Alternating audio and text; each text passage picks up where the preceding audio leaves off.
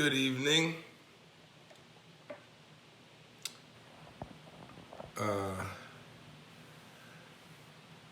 Monday night,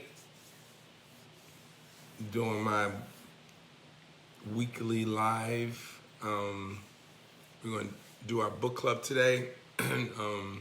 No guesswork. Just let a couple people come on. So get your books out and let's get ready. Let's get started in a second. Let me see over here. Okay. Hope you guys had a great weekend, great Easter weekend. And hope your work week is starting off swell. I'm gonna get started in about 60 seconds. This topic is something that people always want to know about, so I think it'll be a really interesting one. People want to know what their carb number is, so we're gonna delve into that tonight. It's still light out where I live. I like when it's light. So all right, so grab your books. I feel like a teacher. Grab your books and get your NGW out, and we're gonna go to chapter 5, and we're gonna talk about hashtag what's your carb number. And so we'll go over that. So let's get started. I'm Dr. Hunt. I'm Dr. Ramik Hunt. I'm a board-certified internal medicine physician and a board-certified obesity medicine specialist. And we are doing the virtual book club for my book, the No Guesswork Diet. And we do a deep dive every week. We go chapter by chapter. And this week, we're on chapter 5, phase 1. What's your carb number? So first, let's start with phase 1. So what is phase 1? Well, phase 1 is the first phase of the no guesswork plan. So there are 3 phases to no guesswork. One is the first 10% of your body weight, because 5 to 10% is considered clinically meaningful weight loss. And so what does that mean? It means that if you lose 5 to 10% of your weight, you will see changes in, like, let's say your sugar will get better, your cholesterol will get better, the pain in your joints, particularly your weight-bearing joints like your knees and your ankles and feet, get better. And so 5 to 10% is clinically meaningful weight loss. And we use the higher number of 10% because we know how effective the no guesswork plan can be. And so that's phase 1. Phase 2 is whatever your goal weight is. And so I think we should all think about what our goal weight is and where we want to be. And it could be a lofty goal because we're going to cut it up in chunks anyway. So it's like, you might want to lose 50 pounds, but we're going to start with that first 10. And this is, again, the reason why we have separate phases, because phase 1 is just going to be 10% of your body weight. And then so that's phase 1, then phase 2 is your goal weight, and then phase 3 is the most important phase of the no guesswork plan. And so phase 3 is maintenance. So maintenance is important, right? Because most people, 80 to 90% of them who lose weight, regain it. And so really the goal of this book is it's really not about weight loss. It really is about weight maintenance. We want to teach you how to get to a healthier weight, but more importantly, we want to teach you how to stay there. And so you can use what you learn in the book to be able to navigate your way through your life and learn the things from this book to change your lifestyle, and not in such a drastic way, but in a way where you have control and you understand what your body is doing to try to get you back to your set point. We talked about set points and ghrelin and all those other things in chapter 3. So you can go back and refresh your memory if you need to. But the goal is to get you to a healthier weight and keep you at a healthier weight. And so let's begin with hashtag what's your carb number. And that, I made that hashtag up because I think it's a fun, cool way to, for people to communicate who are doing NGW. So it's like, hashtag what's your carb number? My carb number, like for instance, my carb number is 70. Hashtag what's your carb number? Yours might be 90, somebody else's might be 50, somebody else's might be 60, somebody else's might be 100. What's your carb number? And so that's what we're gonna show you how to do today. And so the initial thing that you need to do, and I say this all the time to my patients, but I also say it to you guys here on Facebook and Instagram Live, is the two things that you need to do. One, you need to track, and two, you need to plan. And so it's important to track in order to figure out what your carb number is. You won't be able to figure out your carb number if you're not tracking. And so let's go into what that means. Like for instance, I had a patient who was like very, very strict about tracking. She had spreadsheets, she had all kinds of things. And she would weigh her food. I'm not saying that you have to weigh your food, but she went all out. And she would weigh her food, and she would put everything in the tracker. And so when she came to me, it was very, very clear what her carb number was, because there weren't any things that snuck in. There weren't any hidden carbs. There weren't any mistakes. It was like impeccable. But you don't even have to go that far. You just need to get yourself a tracker, either MyFitnessPal or Lose It, or when the No Guesswork app comes out, you use No Guesswork. But you just need to track your food, even if it's just in the beginning, because you need to get a sense of where you are as far as carbs are concerned. And you need to do that too, just because you're going to find out, for those who don't track, who are not familiar with NGW and the low carb lifestyle, that a lot of things have carbs in them. And we're going to learn how to navigate and through all of that. And so initially, what I say in the book in NGW, I say start with a carb level of 75. And the reason I pick 75 is because there's a good percentage of people that will start losing weight if they get their carbs down to 75. And once you start with an average of 75, then you take it from there. So how do you know? Well, one, you get up in the morning, you have your breakfast, you kind of get a sense of what a low carb lifestyle means. So that means you eat a protein like fish, like salmon, or chicken, turkey, beef, pork, whatever it is, and a green veggie. Now you might say, I don't eat that for breakfast. So then maybe you'll have some eggs for breakfast and a breakfast meat. And I say breakfast meat loosely. Anything could be a breakfast meat. Like, it's only in this country that we look at sausage and bacon as breakfast meat, but other people look at fish as breakfast meat. Other people look at chicken as breakfast meat. So it doesn't only have to be that. And so you get your food, you put it in the tracker, and you get a sense of where you are. And I tell people all the time, before you eat the food, look at where the carbs are. Because some people will eat and then later put it in their tracker and be like, oh my God, I didn't know this had that many carbs. Well, it's too late because you've already eaten it. And so try to get a sense of what the carbs are before you eat it. And, just like, see, there we go. She said, tracking is key, and it is key. And so you start at 75, and you take the average of the week. If you look in the book on page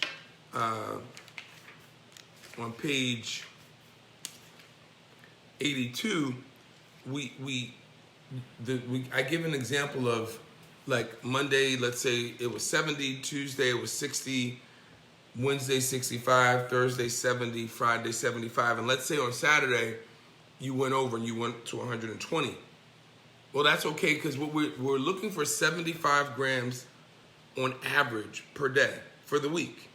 And so if you did go really high or double the amount, then that just means the next day you need to go lower so that you can, so that the average will come out to 75 grams of carbs or less.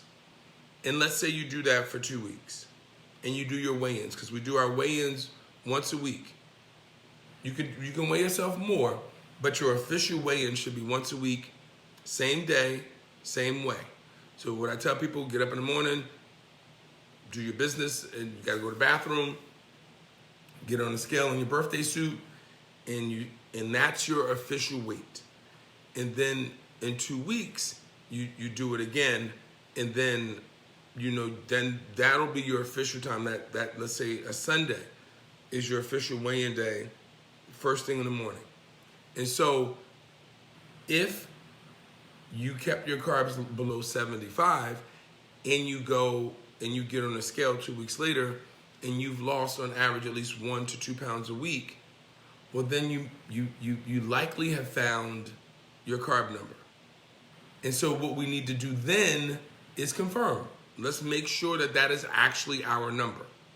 And so if your number, let's say after those 2 weeks, you were trying to stay under 75, and when you averaged it out, it actually turned out that you were doing 70 grams a day, and on average, and you lost 1 to 2 pounds a week.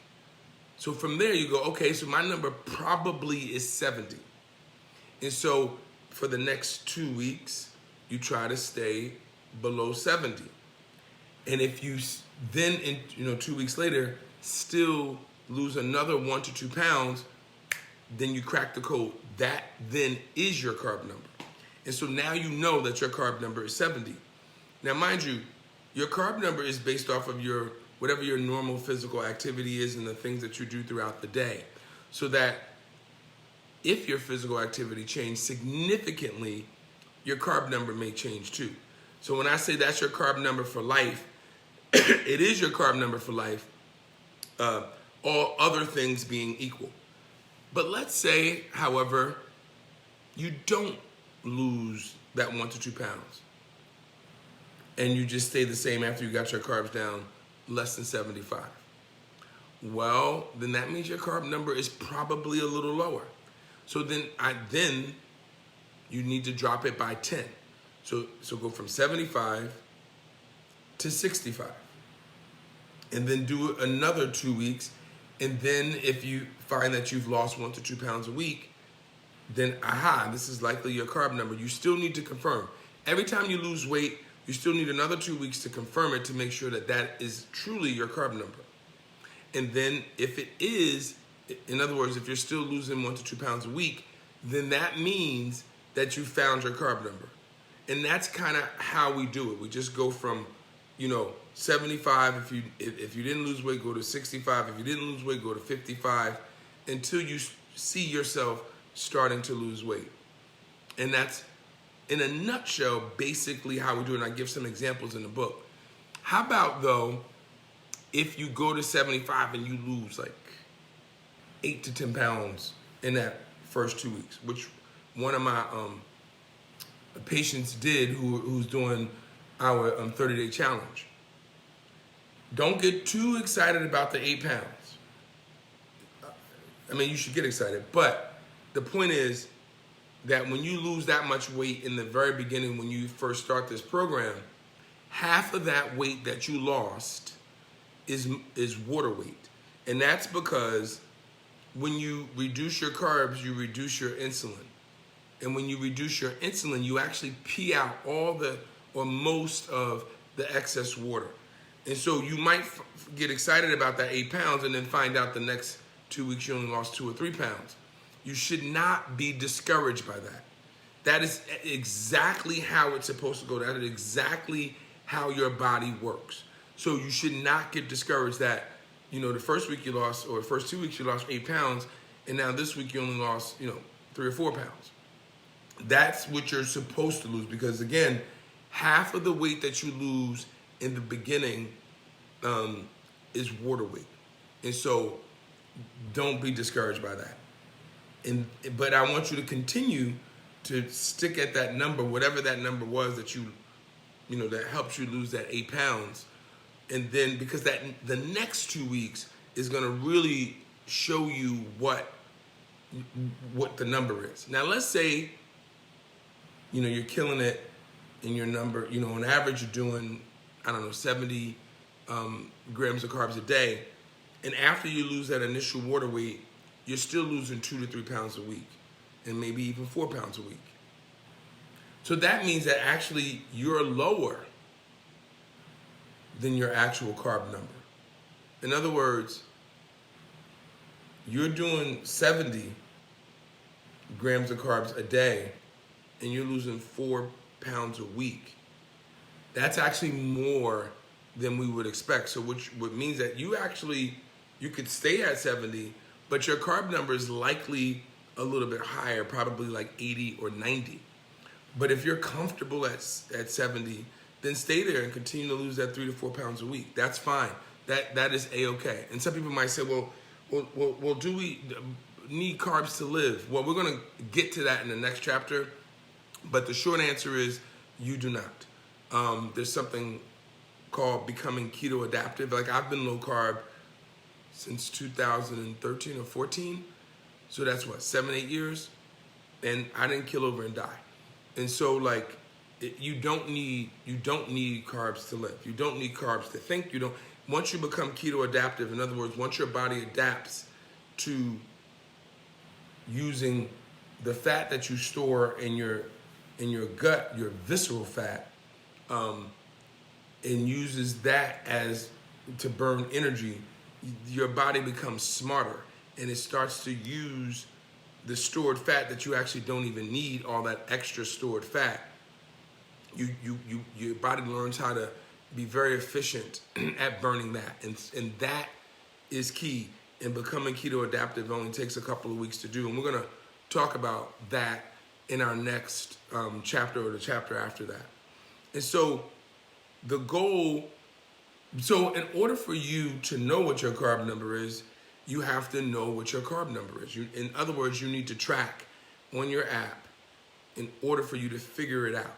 So, and then at some point, you're going to become what I call a carbologist. Like you're going to know, a banana has 35 grams of carbs. A slice of bread has 15 grams of carbs. Like you're going to these things are just going to be able to roll off your head. But in the beginning, you're going to need to use the app to figure it out. And understand that, you can strategize your day. Like for me, my strategy is to start my day low. Because think about it like this. You only have 75 grams of carbs to spend in a day. So think of it as $75. So if you only have $75 in the ATM, that's all you have to take out for that day. So that's all you can spend. So let's say you want to spend $30 or 30 grams on a bag of chips. Okay, you could do that, but you only got another 40 left for the whole day. And so you need to be thinking about it in that mind frame. So for me, let's say I know I'm going out to dinner tonight. I'm going to start my day pretty low and save most of my carbs for dinner just in case, I want to eat something, different.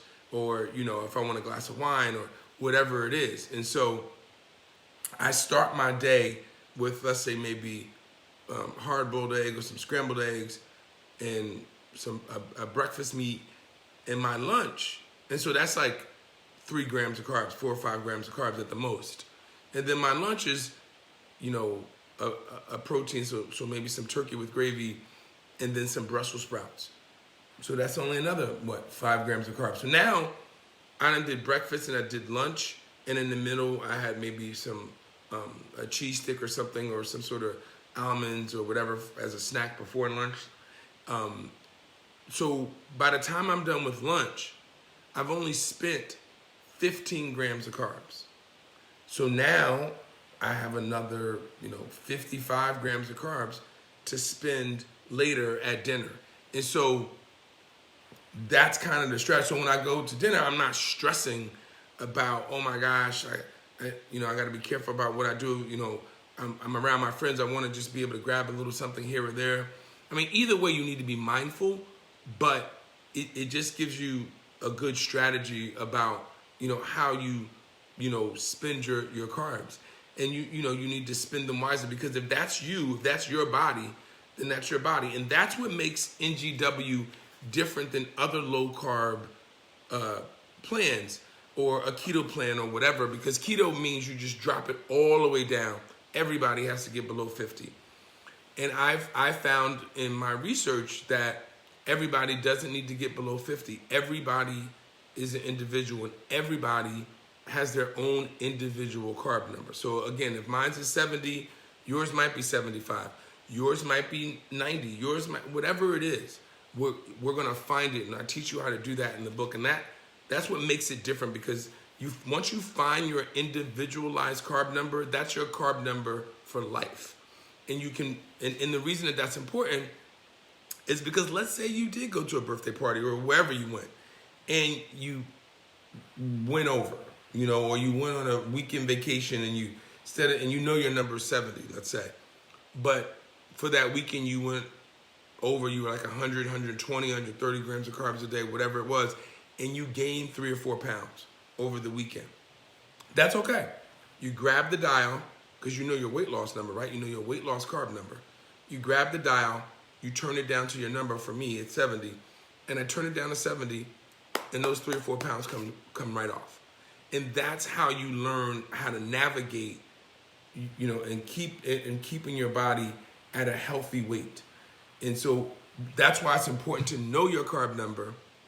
And then that's the power, knowledge is power. So you have that power now to know what you need to do. And look, and that's the other thing. Now, if you went over, like, I went over today, so tomorrow I'm going to go lower, so that the average for the week is the way it is, still keeps me where I need to be.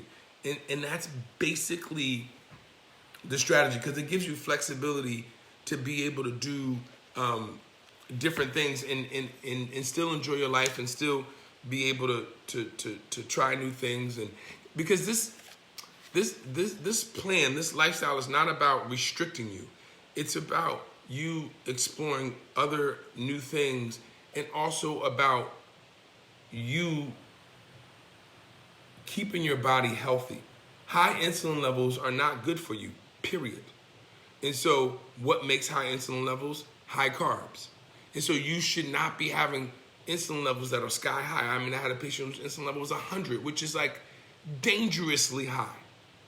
And so in order to get your insulin levels down, you need to get your carbohydrates down. And that is the main thing that drives carbs. And so the other thing I want to point out is we don't count net carbs in this program.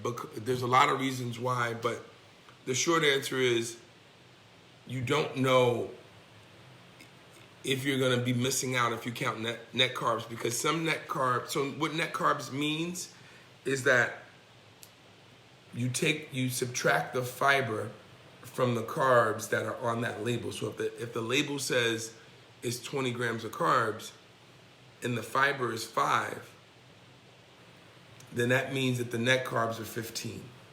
And so we don't take that 5 grams of carbs out, because you don't know if that's going to get absorbed or not. Because in general, most fiber doesn't get absorbed, but some of it does. And so because we don't know, we count it all so that we don't have any issues.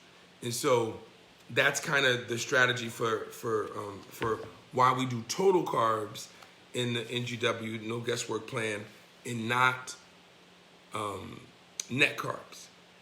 And you should also be eating a bunch of protein.